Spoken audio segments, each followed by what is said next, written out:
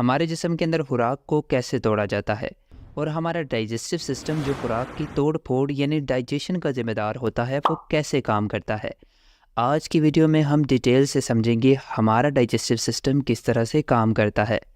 हमारे digestive system का हिस्सा मुख्तलिफ ऑर्गन्स हैं जो खुराक की तोड़ फोड़ यानी डाइजेशन में इन्वॉल्व होते हैं, जिसमें सबसे पहले है माउथ, फिर एसोफेगस, फिर स्टमक यानी मैदा, फिर स्मॉल इंटेस्टाइन यानी छोटी आंत, लार्ज इंटेस्टाइन यानी बड़ी आंत, रेक्टम और एनस शामिल हैं। इन सब ऑर्गन्स को एलिमेंट्री कैनाल भी कहते हैं, यानी माउथ से लेकर एनस तक सारी लॉन्ग ट्यूब जो हमारे डाइजेस्टिव सिस्टम का हिस्सा है इसे एलिमेंट्री कैनाल भी कहते हैं। इसकी लंबाई तकरीबन 9 मीटर यानी 30 फीट तक होती है। इसके अलावा कुछ एसेसरी ऑर्गन्स जो कि हमारी एलिमेंट्री कैनाल का हिस्सा तो नहीं है लेकिन उनका डाइजेशन के अंदर बहुत अहम किरदार होता है, जिसमें लीवर, गॉल ब्लैडर और पेंक्रियाज आ जाते हैं। सबसे पहले जब हम खुराक खाते हैं तो उस फूड को हमारे दांतों की मदद से छोटे छोटे पीसीज में तोड़ा जाता है। इस अमल को मैकेनिकल डाइजेशन भी कहते हैं। इस दौरान हमारे मुंह के अंदर मौजूद मुख्तलिफ स्लाइवरी ग्लैंड्स से स्लाइवा भी रिलीज़ होता है। इस स्लाइवा के अंदर स्लाइवरी अमाइलेज एंजाइम्स मौजूद होते हैं जो कि खुराक के अंदर मौजूद बड़े कार्बोहाइड्रेट्स को सिंपल कार्बोहाइड्रेट्स यानी माल्टोज वगैरह में तोड़ते हैं। यानी हमारे मुंह के अंदर कार्बोहाइड्रेट्स को पार्शली डाइजेस्ट किया जाता है, थोड़ा थोड़ा कार्बोहाइड्रेट्स को मुंह के अंदर डाइजेस्ट किया जाता है। फिर मज़ीद इन कार्बोहाइड्रेट्स की डाइजेशन हमारे डाइजेस्टिव सिस्टम के अगले हिस्सों में होती है। जब खुराक को मुंह के अंदर पार्शली डाइजेस्ट कर लिया जाता है तो वो एक नरम मैस में तब्दील हो जाती है जिसे बोलस कहते हैं। फिर ये बोलस मुंह से फेरिंग्स के अंदर जाता है। फेरिंग्स हमारे गले वाले रीजन के अंदर मौजूद एक ट्यूब है जहाँ से फूड और एयर दोनों गुजरते हैं। फिर ये बोलस फेरिंग्स से होता हुआ एसोफेगस के अंदर जाता है जो कि हमारे डाइजेस्टिव सिस्टम का अगला हिस्सा है। इस एसोफेगस की लंबाई तकरीबन 25 सेंटीमीटर यानी 10 इंच तक होती है जो कि फेरिंग्स को स्टमक के साथ कनेक्ट करती है। इसका काम खुराक को फेरिंग्स से स्टमक के अंदर ट्रांसफ़र करना है।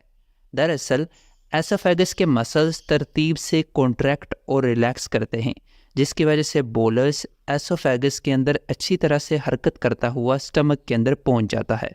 इस अमल को पेरिस्टाल्सिस कहते हैं।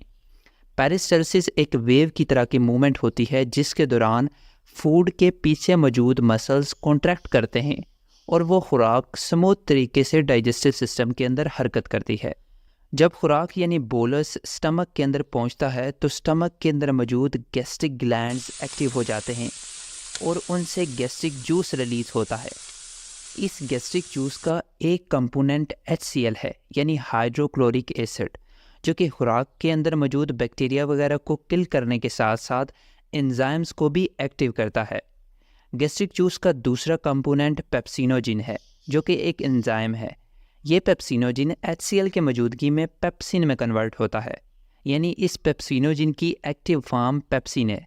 पेप्सिनोजिन को HCl की मौजूदगी में पेप्सिन में कन्वर्ट किया जाता है। फिर ये पेप्सिन खुराक के अंदर मौजूद प्रोटीन्स को स्मॉल पेप्टाइड्स में तोड़ता है, यानी प्रोटीन्स को पार्शली हमारे स्टमक के अंदर डाइजेस्ट किया जाता है। जब खुराक स्टमक के अंदर मज़ीद डाइजेस्ट हो जाती है तो वो मज़ीद नरम मैस में तब्दील हो जाती है जिसे कायम कहते हैं। फिर ये कायम स्टमक से स्मॉल इंटेस्टाइन के अंदर दाखिल होता है। स्मॉल इंटेस्टाइन की लंबाई 6 मीटर यानी 20 फीट तक होती है।